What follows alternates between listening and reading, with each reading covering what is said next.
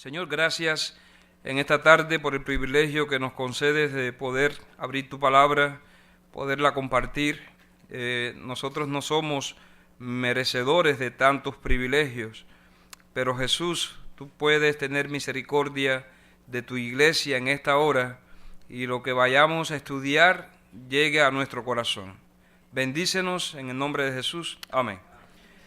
Estaba pensando allí en tal vez basar el tema de esta tarde en el capítulo 12 de Juan. Juan capítulo 12 comienza diciendo, versículo 1, 6 días antes de la Pascua vino Jesús a Betania, donde estaba Lázaro, el que había estado muerto y a quien había resucitado de los muertos. Nosotros cuando hablamos de la Pascua estamos hablando de las fiestas bíblicas. Habían varios tipos de fiestas bíblicas. Hoy en día la tradición pone algunas fiestas que muchas veces uno dice, bueno, si tanta bendición hay en la Biblia, especialmente en el libro de Levíticos, que es donde se narran estas fiestas, la iglesia estaría celebrando prácticamente cada 2 meses una fiesta bíblica. Las fiestas comenzaban con la fiesta de la Pascua. Era la primera fiesta que se hacía. Después yo voy a dar un tema acerca de estas fiestas. Después entonces venía la fiesta de los panes sin levadura. Después venía la fiesta de Pentecostés, fiesta de las trompetas. Después las fiestas de la expiación, de los tabernáculos y del último gran día. Ahora, cuando se leyó la lectura bíblica, habían unos griegos que al ver a Jesús, no solamente era la semana, 6 días antes de la Pascua, estaban en día de preparación, estaba Lázaro presente allí, estaba también, Jesús estaba tratando la manera de conseguir un burrito, ¿cómo se le dice en Puerto Rico a un burro también? Un pollino, en México, ¿cómo se le dice? Un burro. Jesús estaba tratando la manera de conseguirlo. Fue fácil conseguirle un animal de estos a Jesús para poder él entrar a Jerusalén y entonces para que se cumpliera lo que decía Isaías, lo que decía Zacarías en el capítulo 9, versículo 9, lo que decía también Salmos 118, 25 y Salmos 118, 26, cuando las personas tomaron ramas de palmera y salieron a recibirle, Hosana, bendito el que viene en el nombre del Señor, el Rey de Israel.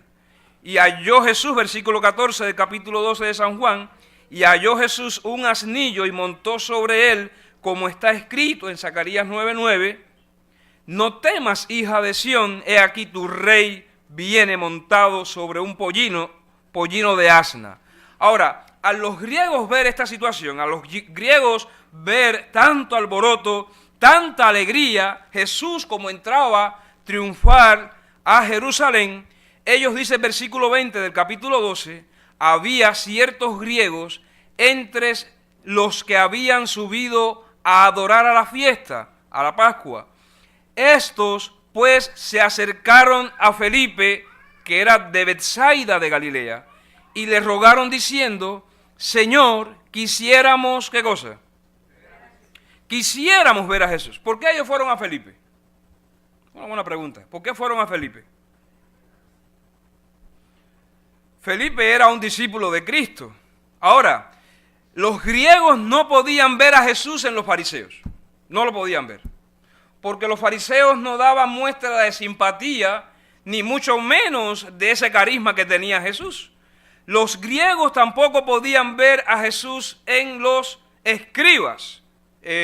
Tal vez su vestimenta y sus tradiciones ocultaban al Hijo de Dios de ser visto en sus propias vidas. Entonces Felipe fue donde estaba Andrés y ambos fueron donde estaba Jesús y Jesús no les hizo caso.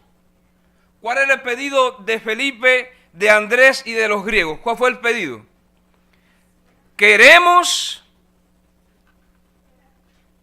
¿Cuál fue el pedido? ¿Están aquí con nosotros? Queremos ver a quién. A Jesús. ¿Cuántos quieren ver a Jesús? Cuando la iglesia se reúne, dice la pluma inspirada, aquí está también Jesús. Amén.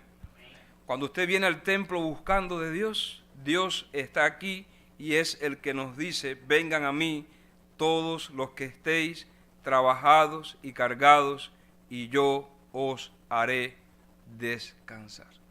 Ahora, ¿te has preguntado y te has hecho te has declarado ese deseo? Quiero ver a Jesús. ¿Cuántos alguna vez se han levantado diciendo, después de tanto decir, hoy yo tengo tantos deseos de ver a Jesús? ¿Cuántos se lo han platicado? Quiero ver a Jesús ya. ¿Cuántos se lo han dicho así? Yo quiero ya ver a Jesús. Yo lo quiero ver.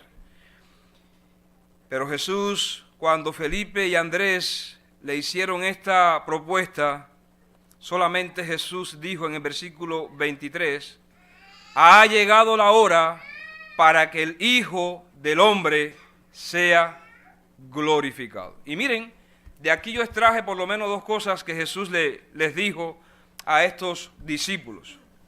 La primera está en el versículo 24, cuando Jesús dice, de cierto digo, que si el grano de trigo no cae en la tierra y muere, queda solo, pero si muere, lleva mucho fruto. ¿Qué fue lo que le dijo Jesús a estos hombres? De cierto os digo, que si el grano de trigo no cae en la tierra y muere, queda solo, pero si muere, lleva mucho fruto. ¿A qué se estaba refiriendo Jesús aquí cuando dijo estas palabras? Se estaba refiriendo a su muerte. ¿A qué otro evento ustedes creen que Jesús se estaba refiriendo? A los que habían muerto en el pasado. ¿A qué otro evento ustedes creen que Jesús se estaba refiriendo? Recuerden que el mismo libro de Juan nos da la respuesta. Vamos a Juan capítulo 3, versículo 1. Había un hombre de los fariseos que se llamaba Nicodemo, un principal entre los judíos. Este vino a Jesús de noche y le dijo, Rabí, sabemos que has venido de Dios como maestro, porque nadie puede hacer estas señales que tú haces, si no está Dios con él. Respondió Jesús y le dijo, de cierto te digo, que el que no naciere de nuevo no puede ver el reino de Dios. ¿A qué se estaba refiriendo Jesús? Fíjense, los griegos pidieron a Felipe y a Andrés, ¿queremos qué? Queremos ver a Jesús. Y entonces Cristo simplemente le responde, no ha llegado la hora en que el Hijo del Hombre sea glorificado. De cierto os digo, que si el grano de trigo no cae en la tierra y muere, queda solo, pero si muere, lleva mucho fruto. Jesús se estaba refiriendo a su propia muerte. Jesús se estaba refiriendo también a la conversión del ser humano. Porque en el mismo capítulo 3, Cristo le dice a Nicodemo, Jesús le respondió y le dijo, capítulo 3, versículo 3 de San Juan, de cierto te digo, que el que no, ¿qué cosa? Naciere, ¿cuándo? De nuevo, no puede ver, ¿qué cosa? Ahora, ¿y cómo nosotros podemos nacer? Por el bautismo. ¿De qué otra manera nosotros podemos nacer? Yo pregunto, ¿nacer en la vida espiritual es una sola vez? ¿Quién dice, bueno, Nicodemo se hizo un poquito de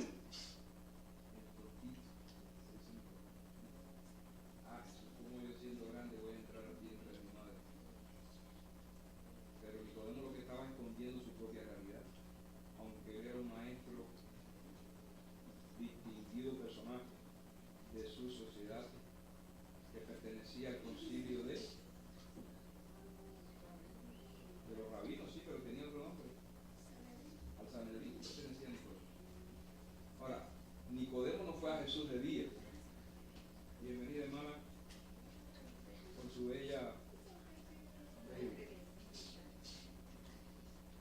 Nicodemo no fue a Jesús de día. Nicodemo fue a Jesús de noche para que nadie se diera cuenta de que él había ido a ver a Jesús. Y cuando él se acerca a Jesús y le dice hasta maestro, pero Jesús, conociendo su realidad, le dijo, ¿qué le dijo Jesús a Nicodemo? Mira, tu apariencia es de un hombre extraordinario. Tienes solamente de verte, sé tu sabiduría, sé tu conocimiento, pero eso no es suficiente. Tú necesitas nacer de nuevo. Necesitas nacer de nuevo.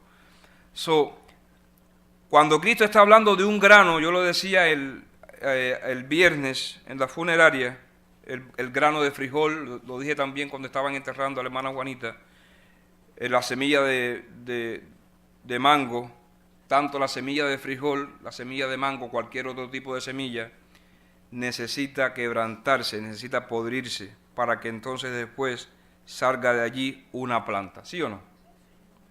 Ninguna semilla de frijol, así como usted la compra, está lista para que brote la planta. La semilla de frijol necesita ¿qué? Podrir. ¿Qué necesita la semilla de frijol? ¿Cuántos se han criado en el campo? ¿Tienen relaciones? Somos campesinos, no pensemos que somos de ciudad, somos campesinos. Yo muchas veces veía cómo la semilla podría, hasta un poquitico hasta de mal olor. ¿Podría? Pero Nicodemo fue a Jesús sin quebrantamiento. Nicodemo fue a Jesús con tremendo orgullo y con toda su pompa y con toda su vestimenta. Y Cristo le dijo, tú con esa vestimenta, con esa apariencia de ser un hombre recto, a mí tú no me vas a engañar. Nicodemo fue a Jesús como un ser moral que no tenía ningún tipo de problema ni ningún tipo de situación que pudiera traer vergüenza a la sociedad. Así se apareció Nicodemo a Jesús. Y Cristo le dijo, Nicodemo, tu problema no está ni en la ropa, ni en tu experiencia, ni en el Sanedrín a quien tú perteneces. Tu problema está en tu interior. Tú necesitas nacer de nuevo. ¿Queremos ver a Jesús?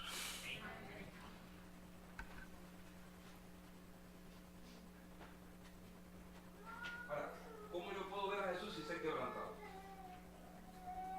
¿O cómo yo pretendo ver a Jesús sin podrirme? Para yo poder ver a Jesús en las condiciones que yo estoy, el fuego, cuando Cristo descienda, me va a consumir de nuevo. Porque si yo veo a Jesús con mi arrogancia, con mi orgullo, con mi prepotencia, eso no es santidad. Como dice la palabra, buscad la paz y la santidad sin la cual nadie verá a quién. Entonces, si yo no estoy quebrantado y podrido, yo no puedo pretender ver a Jesús. Porque no se trata de la naturaleza humana pecaminosa. Si nosotros queremos ver a Jesús, nosotros necesitamos ser seres completamente espirituales. Y nada tiene que ver la espiritualidad con el orgullo, ¿ok? La espiritualidad es opuesta al orgullo. La espiritualidad es opuesta a la carne, ¿ok? Es opuesta a la espiritualidad al yo. Tanto la carne, tanto el yo, tanto el orgullo necesitan podrir. ¿Está fuerte eso?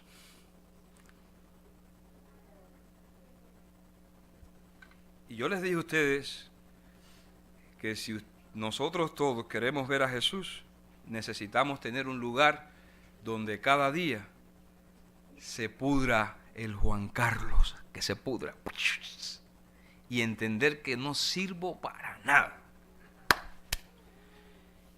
Pero eso nosotros necesitamos un lugar para eso, ¿ok? Yo le puedo llamar un plantillo, ¿puede ser? ¿Cómo se le llama? ¿Un huerto? Cuando ustedes siembran en sus casas, que ponen esas flores lindísimas, que después crecen. o su mata preferida, ¿cómo es que se le llama? ¿Huerto? Un jardín. Entonces, todos nosotros necesitamos tener un lugar así como un jardín, donde usted se siembra, usted se entierre allí, ¿ok? Usted se entierre para que entonces usted pudra y Dios pueda hacer esa cosa linda de buenas obras en uno. Nicodemo parece que no quiso entender lo que Cristo le estaba diciendo. Y entonces le dijo en el versículo 4, ¿cómo puede un hombre nacer siendo viejo? ¿Puede acaso entrar por segunda vez en el vientre de su madre y nacer? Respondió Jesús, de cierto te digo, que el que no naciere del agua y del Espíritu no puede entrar en el reino de Dios. Y Cristo le dijo fácilmente, lo que es nacido de la carne, ¿qué cosa es? Y lo que es nacido del Espíritu, ¿qué cosa es?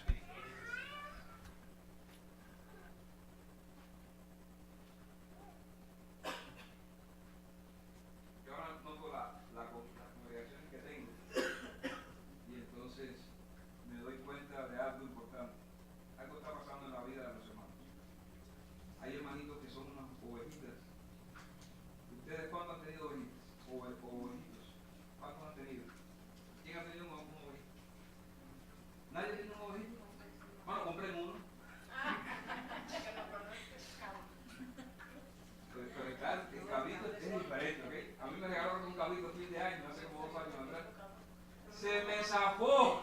No lo pude sacrificar. La ovejita es mansa, es muy mansa. Y usted, por mucho que usted le haga, fíjese, por mucho que usted le haga, no, ese animalito ni chilla. Usted lo ve, aguanta. Hay hermanitas en la iglesia. Yo tengo una hermanita, ella me dijo una vez, me dijo, yo jamás voy a abrazar a un pastor. Hermana, ¿por qué? Dice, porque yo intenté una vez abrazar a uno y alguien me regañó. Yo la abracé y dije, hermana, véngase para la papuchea, así. Qué lindo eso, ¿verdad? Ahora, ser así, no piensen que es porque usted se lo gana, ¿ok? Porque nadie por naturaleza es así. Nosotros, fíjense que la persona más egocéntrica del mundo, perdonándose niñita, pero los seres más egocéntricos del mundo, mientras más pequeñitos somos, más egocéntricos somos. ¿A poco cuando tiene hambre no llora? ¿Y qué hacen ustedes? ¿La dejan allí? Corriendo. ¿Por qué ustedes van corriendo para allá? Porque no quiere que llore. Pero ya ella sabe el truco. Y entonces ella muchas veces se tranquila. Y no ve a nadie, ¿no? Ahora, ya para que la conozcan, así hace, ¿no? Aunque estés dormido a las 4 de la mañana, hey, ¿qué le pasará a la niña? Y va para allá. Entonces ya cuando los ve ustedes, yo tengo 2 muchachos, ya pasé por eso. Entonces, mientras más, fíjense, mientras más chillamos, significa que todavía, ¿qué pasa? Menos podridos estamos. ¿Se dan cuenta? Porque eso es una conducta de un niño recién nacido. Pero nosotros, gracias a Dios, hemos crecido, amén. Ahora, si hemos crecido, entendemos que cuando tenemos, aunque algunos todavía están grandes y todavía cuando tienen hambre, ¡hey! ¿Dónde está la comida todavía? ¿Y por qué se ríen? Nicodemo quiso hacerse el que no entendía lo que Cristo le estaba diciendo, pero al final Nicodemo entendió cuando Cristo le dijo, no te maravilles que te dije, os es necesario nacer de nuevo.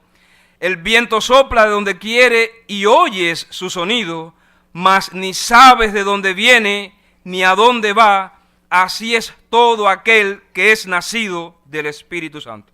Ahora, ¿cómo ocurre ese proceso de convertirme en un ser que va siendo quebrantado? ¿Cómo ocurre ese proceso? Lea su Biblia, hermanos. Lea su Biblia. Pero léala todos los días. Tal vez la manera en que yo le hago le pueda ayudar. Porque muchas veces se hace un tanto cansón, ¿no? Uno muchas veces se levanta por la mañana y hay veces que hay sueño. Y uno dice, bueno, ¿y cómo leo la Biblia? Yo les recomiendo que lo haga de la siguiente manera. Lea 3 capítulos y ore por usted primero, ¿ok? Eso es una manera en que yo lo hago. Yo lo hago de varias maneras. Pero una de las maneras que yo lo hago es lo siguiente. Leo 3 capítulos de la Biblia, escucho la voz de Dios, lo que Dios me está diciendo, y entonces después de 3 capítulos, yo comienzo a orar por mí, le digo, Señor, tú sabes cómo soy, tú sabes todo lo que hice ayer, cuántas cosas incorrectas hice, perdóname, Señor, manda tu Santo Espíritu, ayúdame, Padre. Después te levantas, lees otros 3 capítulos más, y entonces vas a orar por tu esposa, si la tienes, ¿ok? Porque hay veces que la esposa no entiende lo que está pasando en la casa. Hay veces que la esposa se desespera, hay veces que la esposa pelea, hay veces que la esposa pierde el control, no tiene dominio propio. Y no se arregla eso usted levantando la voz, que es incorrecto. Ni se arregla eso usted poniéndose de cabeza abajo o peleándose con ella. No se arregla así. La esposa usted la arregla a través de la oración. Yo he orado bastante por la mía. Ella también ha orado por mí. Ella ha orado más por mí. Hoy yo, antes de venir para acá, yo salí de Marshall. Ella tenía ensayo del coro a las 3 porque estamos invitados a Dallas. Y entonces le dije, mi amor, el beso de despedida. Y entonces le dije, estoy orando por ti. Dice, yo también estoy orando por ti. Y dije, bueno, vamos a ver quién ora más. Entonces, ¿es necesario orar por quién? Por el esposo, por la esposa. Después lea 3 capítulos más, es necesario orar por los hijos. Sí, bueno, el que tiene 5, el que tiene 10 se va a pasar toda la mañana leyendo la Biblia. Yo tengo 2. Mi niña ya cumplió 19 años, ¿ok? Yo hablaba en nombre de Dios por eso. 19 años. Pero yo estoy feliz porque mi niña no salió embarazada. Pero nosotros necesitamos orar por quién, por nuestros hijos adolescentes. Hay madres que dicen, pastor, ya yo no sé qué hacer con mi hijo, no sé qué hacer, ni me obedece, no respeta a nadie, una persona que yo digo, bueno, Señor, ¿qué puedo hacer? Entonces, si usted ora por sus hijos, va a ser muy difícil que sus hijos sean irreverentes y respetuosos. Yo pienso entonces que la familia Fernando ora bastante por sus mujeres. Muy tranquilos. Gloria a Dios. Tremendo regalo que ustedes tienen. Y también de muchos de ustedes acá también. Pero ya ellos son adolescentes y están aquí todavía en la iglesia, sirviendo a Dios. David allí en el audio, Daniel allí en la tesorería, la muchacha también muy eficiente en todo, muy aplicadita, muy cariñosa. Así que es una bendición de Dios. Pero es necesario orar por quién. Porque nosotros no sabemos las tentaciones que tienen nuestros hijos, no lo sabemos. Ustedes que tienen niños pequeños, ustedes no saben las tentaciones a las cuales ellos se van a enfrentar y están siendo enfrentados ya. No saben. Entonces hay que orar por los hijos. Hay que orar por todos los hijos. Yo, gracias a Dios, tengo 2. Pero que le toca orar por 4 o por 5, tiene que hacerlo. Lo tiene que hacer. Orar por tus amigos, orar por todo el mundo.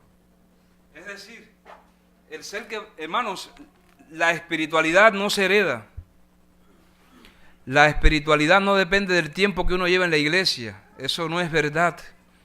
La espiritualidad y la vivencia, el experimentar el quebrantamiento de Dios, es un acto que uno tiene que someterse diariamente, porque si no es así, aunque uno esté en los caminos de Dios, el orgullo se va alimentando. Ahora, si usted es quebrantado diariamente, el orgullo, el Señor no permite que vaya más allá del límite que Él desea.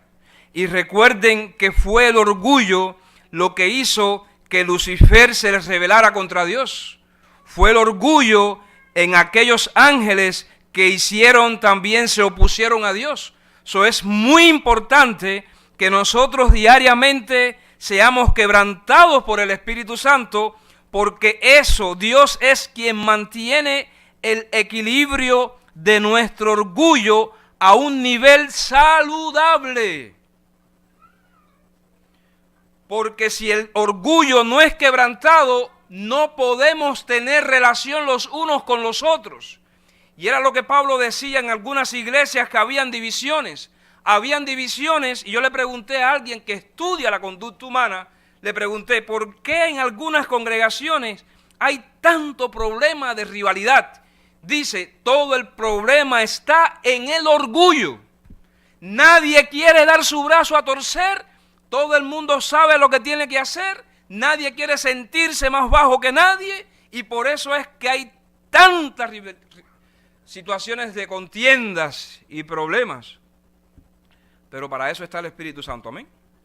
¿Queremos ver a Jesús? Entonces, ¿qué necesitamos hacer?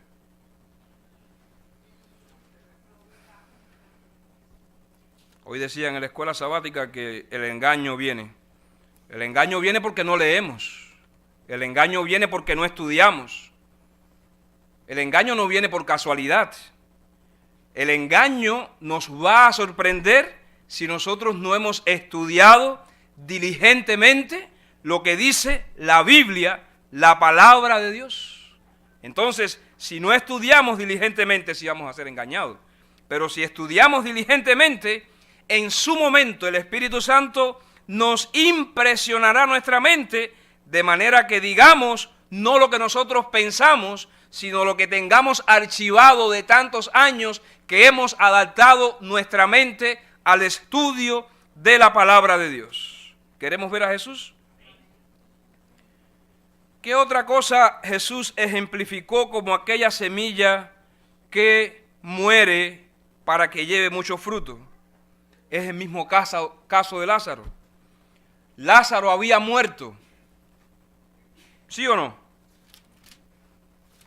Lázaro había muerto. En el capítulo 12 ya Lázaro estaba resucitado y vivo y estaba llevando allí, dice la pluma inspirada en el deseado de toda la gente, que cuando Jesús entró a la Jerusalén, Lázaro era quien guiaba el asno. Entonces, pero Lázaro había muerto, pero Cristo lo había resucitado. Porque Lázaro, aunque hacía 4 días, lo dice San Juan, capítulo 11, versículo 17, vino pues Jesús y halló que hacía ya 4 días que Lázaro estaba ¿cómo? En el sepulcro. Y cuando Cristo llegó frente a la tumba de Lázaro, dice que Lázaro salía un olor desagradable de la tumba de Lázaro. Dice versículo 38 de San Juan 11, Jesús, profundamente conmovido otra vez, vino al sepulcro. Era una cueva y tenía una piedra puesta encima. Dijo Jesús, quitad la piedra. Marta, la hermana del que había muerto, le dijo, Señor, ¿qué cosa? Hiede ya, está descompuesto el cuerpo de Lázaro. No hay razón para que pase algo. Hiede, Señor, porque es de 4 días. Jesús le dijo, ¿no te he dicho que si crees verás la gloria de Dios? Entonces quitaron la piedra de donde había estado puesto el muerto, y Jesús, alzando los ojos a lo alto, dijo, Padre, gracias te doy por haberme oído. Yo sabía que siempre me oyes, pero lo dije por causa de la multitud que está alrededor, para que crean que tú me has enviado. Y habiendo dicho esto, clamó a gran voz, Lázaro, ven fuera. Y el que había muerto salió, atadas las manos y los pies con vendas y el rostro envuelto en un sudario. Pero Jesús les dijo, desatadle y dejadle ir. ¿Queremos ver a Jesús? Si queremos ver a Jesús, necesitamos tener la seguridad de que Jesús puede hacer cosas de la nada, porque el cuerpo de Lázaro estaba descompuesto, el cuerpo de Lázaro estaba completamente deshecho, y a la voz de Cristo, Lázaro fue levantado. ¿Queremos ver a Jesús? entonces necesitamos creer que al final de los días Dios hará cosas realmente impresionantes y los muertos resucitarán. Si queremos ver a Jesús, muchas veces decimos, se lo voy a decir bajito, hay veces decimos, no siento nada, no, estoy seco, no sé qué me pasa, pero no, y algunos hasta se ríen, ¿no? Pero lo que están ocultando es una realidad por dentro de vacío, de pérdida, de desorientación. Y uno dice, no soy feliz. Pero para aquellos que están pensando así de esa manera, Jesús se presenta como el autor de la vida y dice, yo soy la resurrección y la vida. El que cree en mí, aunque esté muerto, ¿qué pasará? Por eso necesitamos todos los días estar quebrantados, porque Pablo dijo, con Cristo estoy juntamente crucificado, mas no vivo quién. ¿Mas vive quién? Hay una contradicción. Algunos entienden de que esto no puede ser real. Yo pregunto, si Cristo habita en tu corazón, ¿tú puedes tener tristeza? Algunos dicen, contradicen, la llamada ciencia de hoy moderna dice, no podemos unir el mundo espiritual con el mundo, diríamos, emocional. Para mí, yo cuando tengo a Jesús en mi corazón, yo puedo tener una cara triste, aparentemente, pero en mi interior puede experimentarse tranquilidad. Amén, gloria a Dios. Si uno tiene realmente a Jesús, uno tiene control realmente de sus emociones. Si uno tiene realmente a Jesús, uno no tiene que pasar por periodos de depresión, porque Cristo está ¿dónde? En el corazón. Y si Cristo está en el corazón, hay completamente gozo. Ahora, si Jesús no está en el corazón, entonces las cosas no están funcionando bien. Pero si Cristo está en el corazón, como dice San Pablo en Gálatas capítulo 2, versículo 20, con Cristo estoy juntamente crucificado, mas no vivo yo, mas vive Cristo en mí. Tranquilidad, familia. Amén. ¿Ustedes se sienten tranquilos? ¿Se sienten tranquilos? ¿O hay desesperación? ¿Se sienten tranquilos o hay miedo por falta de control?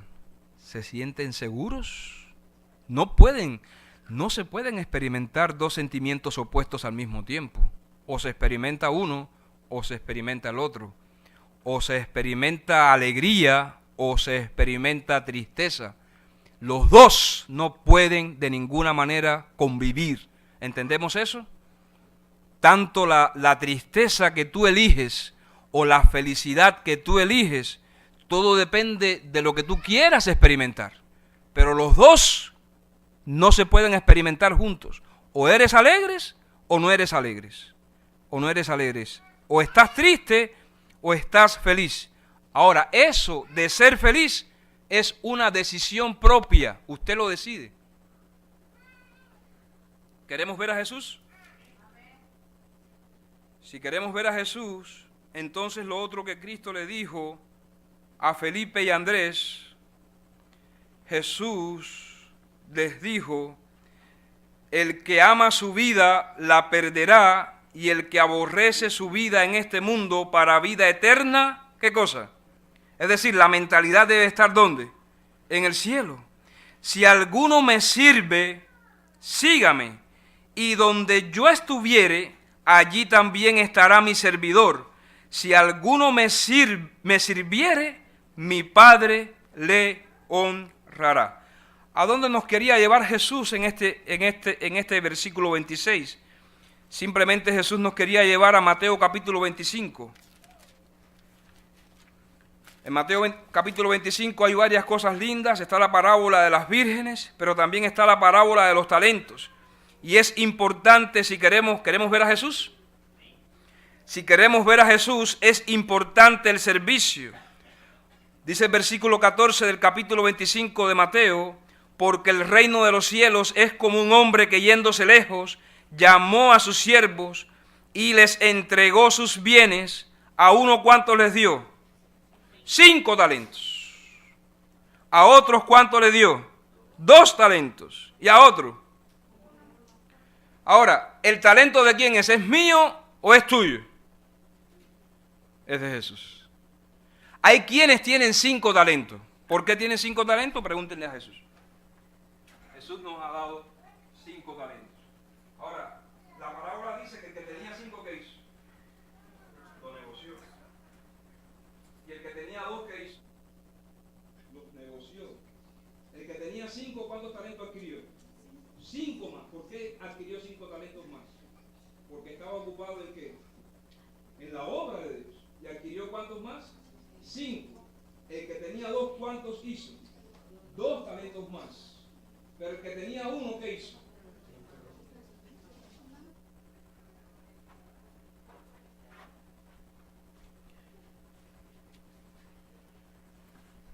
¿Queremos ver a Jesús? Entonces, ¿dónde estamos usando nuestros talentos? Algunos dicen, ya este año es mi último año, ya yo no quiero seguir batallando más, ya yo no quiero hacer más, ya yo no quiero. Pero simplemente esa posición no es del que tenía 5 talentos. Esa posición no es del que tenía 2 talentos. Esa posición es de aquel que tenía un solo talento y como pensó que tenía muy poco, solamente lo que hizo fue enterrarlo. ¿Cómo yo puedo enterrar mi talento? ¿Cómo yo puedo enterrar mi talento? Ahora, si yo quiero ver a Jesús,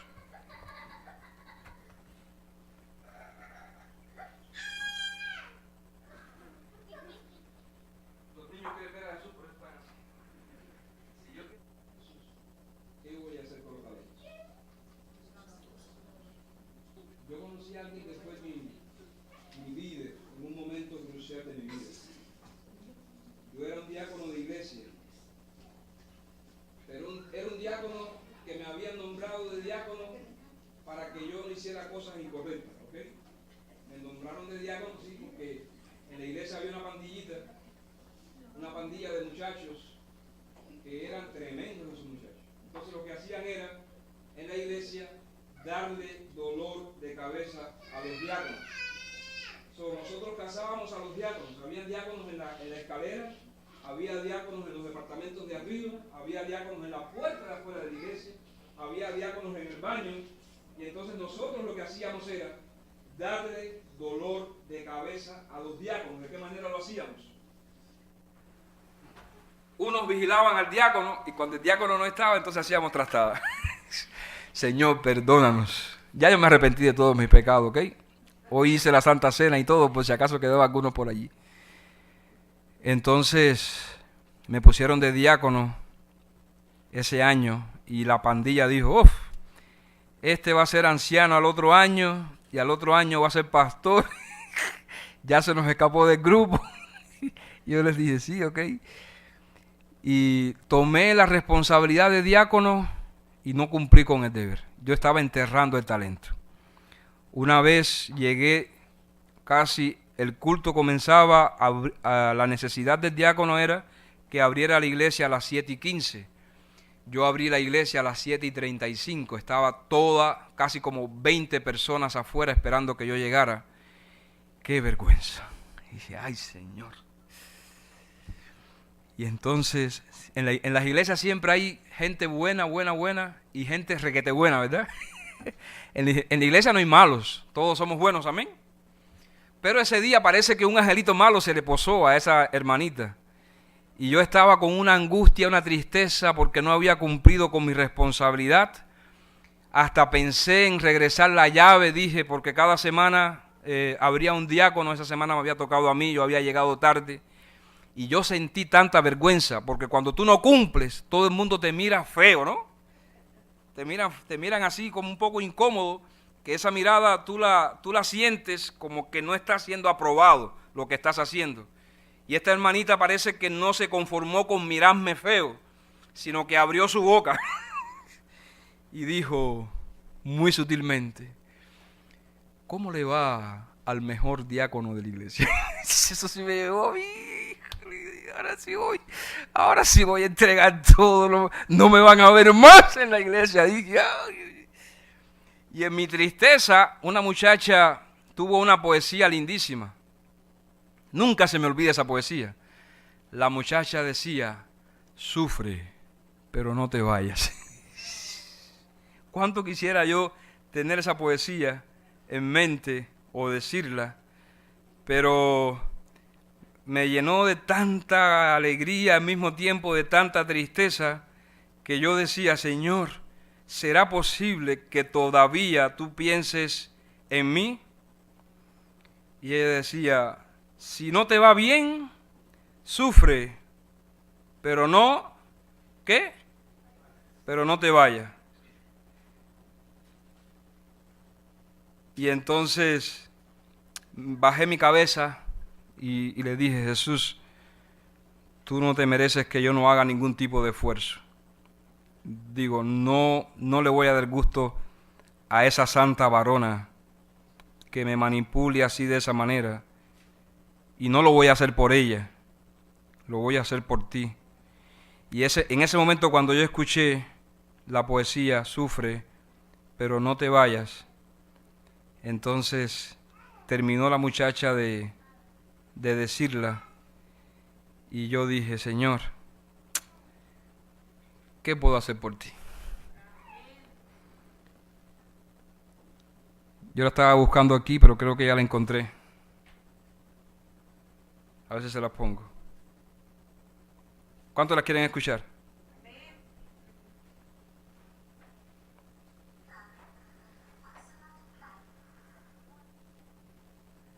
Muy bien. Aquí está.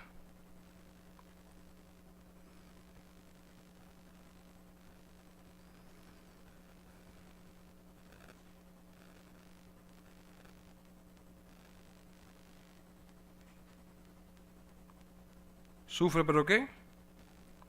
Pero no queremos ver a Jesús. Bueno, se la busco a ratico, porque no quiere funcionar esto ahora. Así pasa. Pero la realidad es que me llegó muchísimo esa poesía. Y al otro año yo salí como uno de los mejores ancianos diáconos de la iglesia. Al otro año. Pero no lo hice por lo que me dijo esta señora. Lo hice porque realmente yo quiero ver a quién. Yo quiero ver a Jesús. Ahora, podemos resumir en esta tarde el hecho de querer ver a Jesús. Y para ver a Jesús, lo único que necesitamos es entregarle nuestro corazón a Jesús, para poder ver a Jesús. Amén.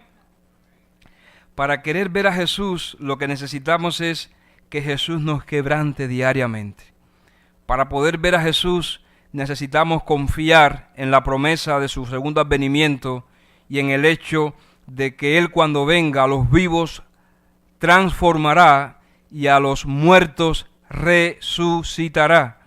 Si queremos realmente ver a Jesús, tenemos que poner todos nuestros talentos, todas nuestras energías en función del Maestro. Y te pregunto en esta tarde, ¿cuántos de veras? ¿Cuántos quieren ver a Jesús? ¿Se quieren poner de pie los que quieren ver a Jesús?